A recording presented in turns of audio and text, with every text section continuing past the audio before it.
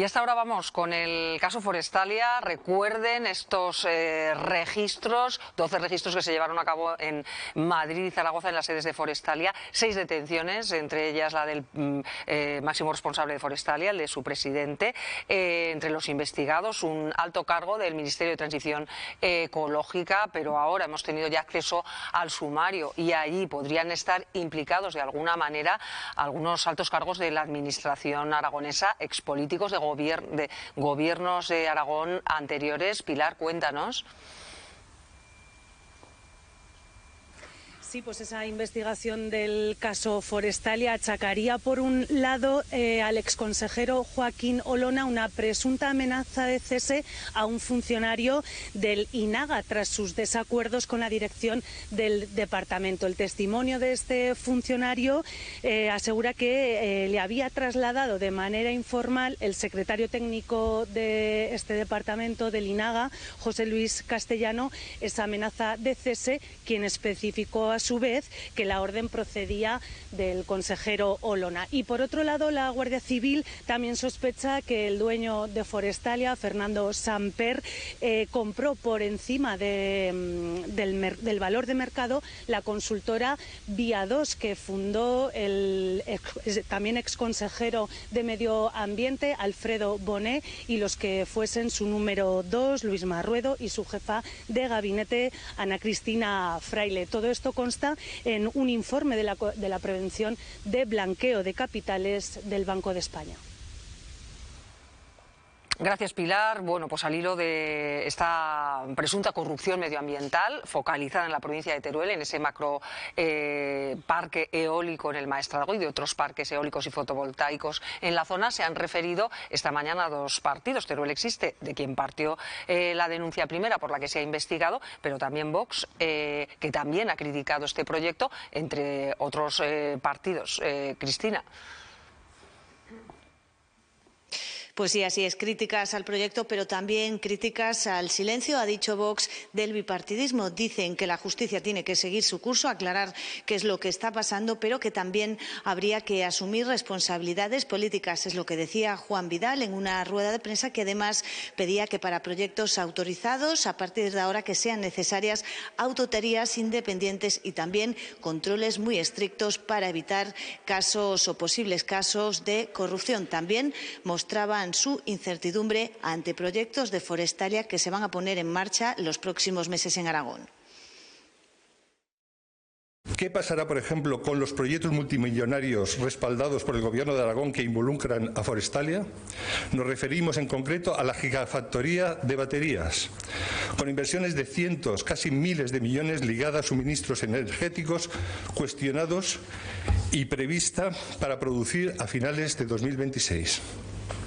Asimismo, los centros de datos Búfalo, del proyecto Búfalo, con 12.000 millones de euros que prometen puestos de trabajo, pero demandan enormes recursos hídricos y eléctricos.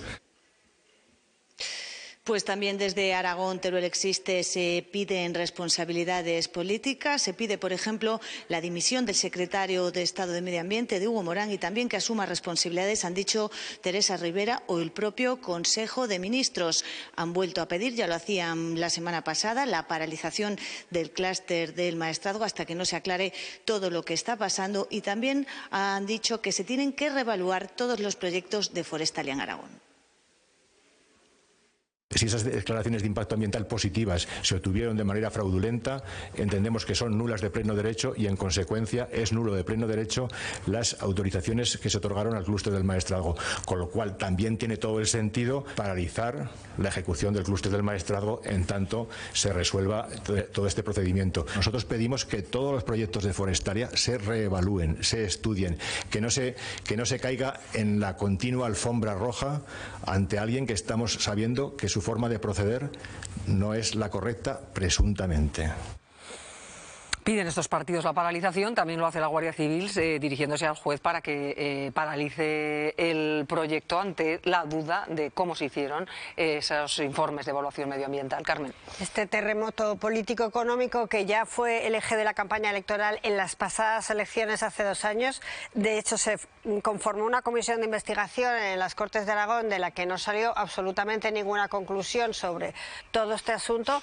Parece ser, vamos a decir parece ser hasta que no haya sentencia, parece ser que es una clara demostración que no sorprende, que sorprende a pocos, de corrupción entre, como siempre, empresa, políticos, funcionarios, altos funcionarios del gobierno de Aragón y del gobierno de España, en el que se ha permitido que, si esto es así, pues que se trocearan contratos para que se pudieran dar autorización a parte del clúster de maestrazgo, en principio en una inversión que debería de ser satisfactoria para la población y que realmente se ha consolidado, lo estamos viendo ahora en tramas financieras, pues en una trama de corrupción importante. A mí me gustaría reseñar que a veces me olvido una cosa, y además un asunto que se ha llevado incluso por delante a un partido político entero como es el Partido Aragonés, que es el que más afectado está por toda esta situación de las renovables en Teruel.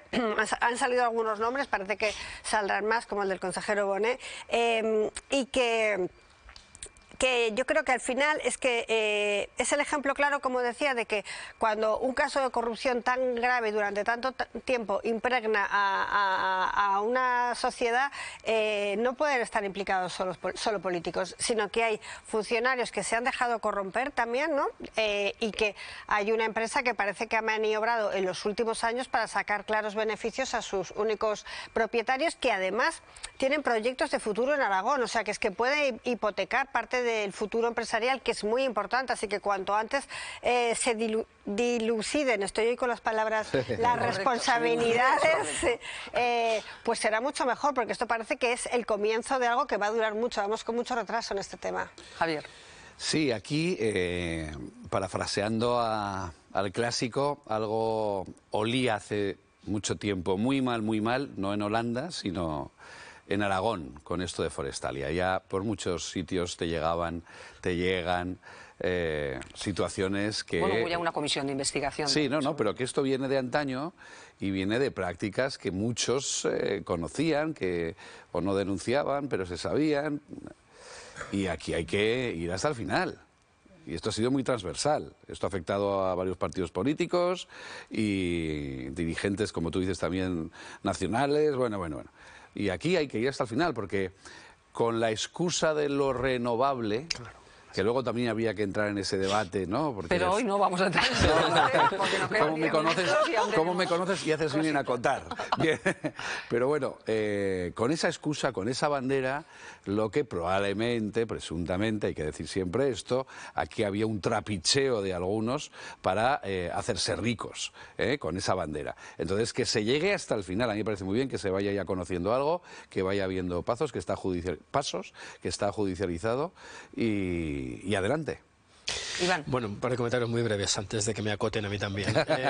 Esto demuestra un poco, volviendo a debates anteriores, claro que se ponía muy exquisito y muy solemne quitarte, pero aquí más o menos está en sintonía con lo que dice Vox y es de puro sentido común. Es decir, si hay una empresa que supuestamente, con todos los supuestos que hay que poner en este tipo de manifestaciones, está cometiendo irregularidades, pues hay que llegar hasta el final, evidentemente, y cuanto antes. Claro, la pena es que hipoteca, porque claro, la cautela tiene que estar presente, ¿no? Futuros proyectos que hemos hablado aquí de ellos en alguna que otra ocasión y son muy interesantes para Aragón, ¿no? Bueno, pues dentro de ese sumario también se menciona 2 proyectos de parques eólicos en Puerto Mingalvo, y estamos ahora con su alcalde, es uno de los 9 alcaldes que forman parte de Viento Alto, que es la asociación que quiere que este proyecto siga adelante porque dicen que supone una gran financiación para toda esta zona, una zona con poca población y pocos recursos, según dicen ellos.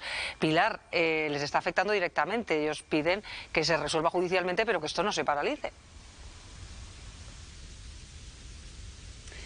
Sí, sobre todo después de conocer que uno de esos documentos remitidos por la OCOMA al juez instructor es una prueba pericial que sugiere que se paralicen esos dos parques solares de placas fotovoltaicas Masía 1 y Masía 2 que irían precisamente ahí en los terrenos de Puerto Mingalvo, un proyecto con el que estos alcaldes de la Asociación de Viento Alto empezaron hace ahora ya más de 9 años.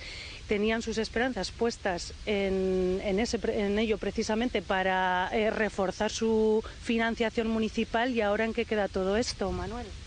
Bueno, pues ahora mismo hay más incertidumbre que nunca. No sabemos esto en qué va a acabar. Los alcaldes habíamos puesto todas las esperanzas en este proyecto, porque aquí, a estos pueblos tan apartados de la ciudad y de la autovía, no hay empresa que quiera venir a invertir. Y está claro que sin inversión estos pueblos se mueren.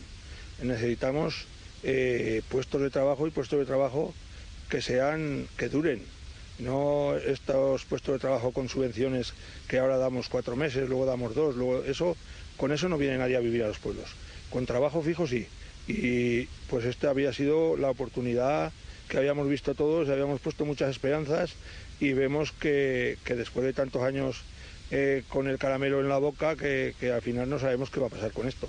En el caso de su municipio, me contaba, tiene una financiación anual de unos 240.000 euros que se iba a ver multiplicada gracias a las licencias de obras y bueno, en mente tenía ya proyectos, ¿no?, de construcción de vivienda o qué más. Pues sí, mira, nosotros, a pesar de que no somos el que menos parte del proyecto tiene, pero sí que uno de los que menos. Nosotros de licencia de obras, de los eólicos, estaba previsto unos 2 millones o 2 millones y algo de euros de licencia de obras, y luego de las fotovoltaicas, si al final se hacían, pues otro tanto.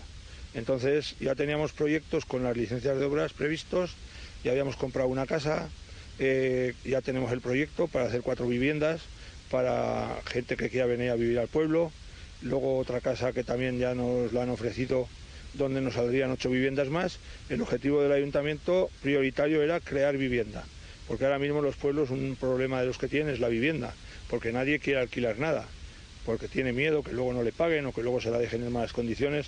Entonces nosotros, si tenemos colegio ahora, es gracias a que se hizo un secadero de jamones, se crearon 4 puestos de trabajo, yo también en mi restaurante doy 2 puestos de trabajo, han venido algunas familias de fuera, tenemos 16 niños en el cole para un pueblo de 140 habitantes censados, que en invierno estamos 100 viviendo, y lo que se pretendía con esto pues era el ayuntamiento también crear viviendas. Cuando hubiéramos tenido las viviendas, hace una cuadrilla el ayuntamiento pues para limpieza de montes, una brigada de obras. En el futuro, ¿no?, del pueblo, que creen posibles empresas o maneras de ofrecer puestos de trabajo para estos pueblos de una media de unos 150 habitantes que pensaban en, como nos explicaba el alcalde de Puerto Mingalvo, en el futuro del pueblo.